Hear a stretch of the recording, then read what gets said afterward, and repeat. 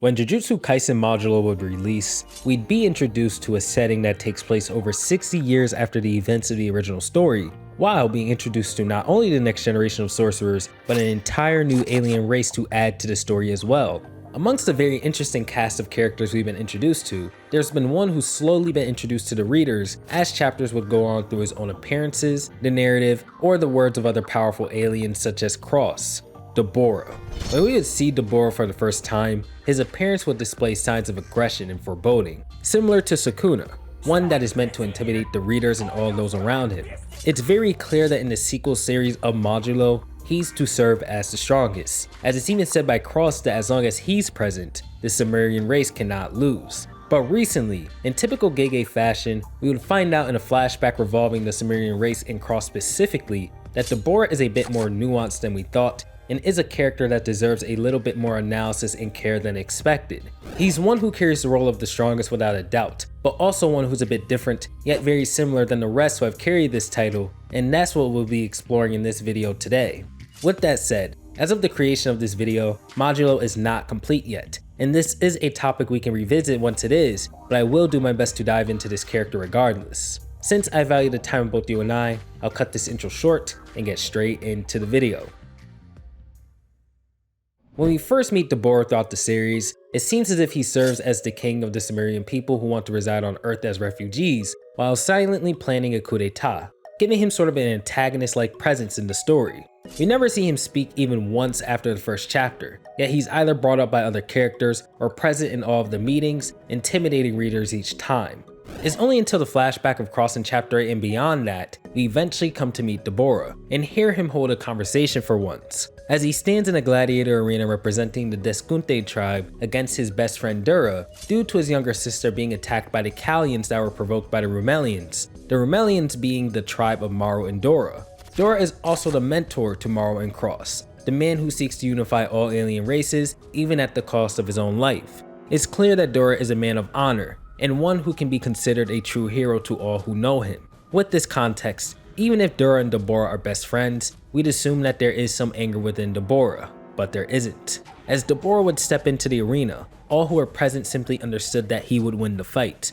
Even if Dura had once been crowned the strongest, there was no chance for Dura. Dabura was simply on another level. But this wasn't even the most interesting part. We'd witnessed Dabura's appearance in the flashback and it was the same face he's always made, but a bit more sad. He's paying to fight, and this is an outcome he simply does not want. The artist of this series makes it abundantly clear with not even half of a page. As Dura speaks to Dabura, he understands that Dabura's sister is held hostage by his own clan, and in order to protect her, he has to kill Dura, to which he understands. After Dura exposes the truth behind the Deskunte's plan to sabotage the entire Rumelian clan, the two engage in battle, only for the next page to show Maru's widened expression and his uncontrollable anger. We know what's happened. It's easily understood that Dabura won this fight.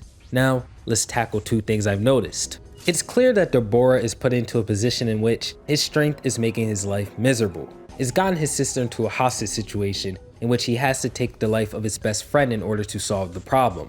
His strength does not solve his problems. It seems to not even give him the opportunity to, judging by his behavior. If anything, it only brings tragedy his way, and I can even see his strength dragging him into a battle that eventually takes his life. Kind of like every character who shares the role of the strongest.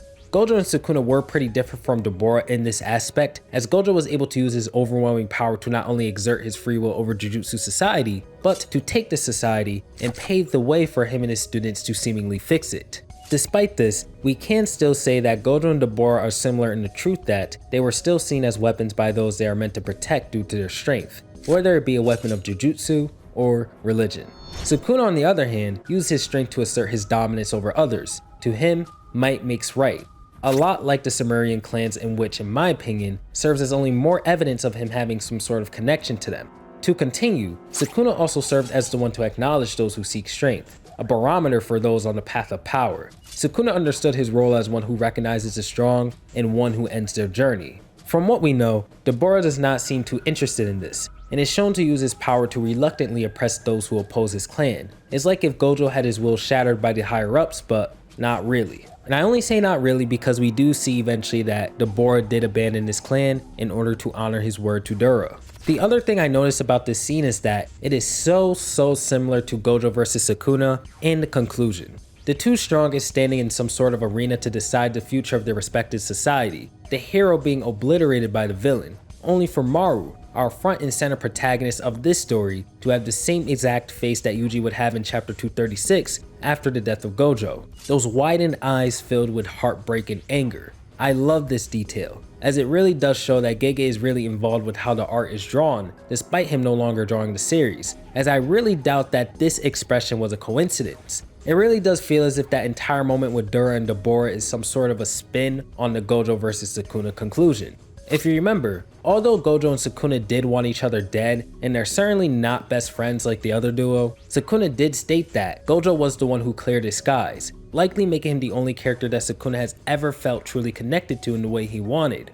Gojo, on the other hand, clearly showed satisfaction with their battle, and did feel regret in not being able to connect to Sukuna, although he couldn't have been more incorrect. Dabura, on the other hand, also had to put down someone who was close to him and an enemy, while also giving them their flowers. Of course, things are a bit different due to circumstances, but you get the point. This reveal about Dabura has honestly flipped the character on its head for me in such an interesting way, and it really does make me wonder about the future of his story in Modulo, because if Cross and Maru like humanity, then it's likely that he will as well. It's very likely to me that we can see Dabura remain as a hero, and maybe Mahito comes back and is the overall big threat of the story, although in my opinion, we haven't even seen whatever the final boss will be yet. If you had to ask me where Dabura's character will go after this chapter, I think that either Maru, or if we're lucky Yuji, will be able to connect to him and get him to not only look towards humanity positively, but also have him look inward and see how he can actually go about his personal agency and how he should wield his strength. I say Yuji specifically, as he's already helped Megumi save himself from his sister problems by having him simply ponder on what he should actually do, instead of shutting himself out and giving in to fate. Yuji and Dabura's partnership is just as likely as their confrontation in my opinion, as the two are perfect characters for one another when it comes to their way of life and ideals, and any kind of interaction between the two characters would be extremely interesting.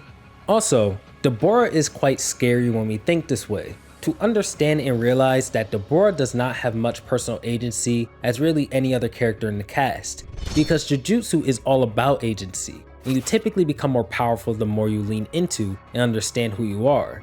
Yet this walking calamity seems to be almost devoid of this, defying the rule that both Gojo and more so Sukuna have set in the previous series. Dabura takes the pathway of the strongest in Jujutsu Kaisen and kind of rewrites it and throws it out, and I love it. He doesn't selfishly impose his will onto others in any way or form. He simply exists as peacefully as he can as a neutral being, and is forced to suffer as a weapon of war for the Simurian race, simply because he's strong. Or at least that's what I'm picking up from these few chapters of Modulo.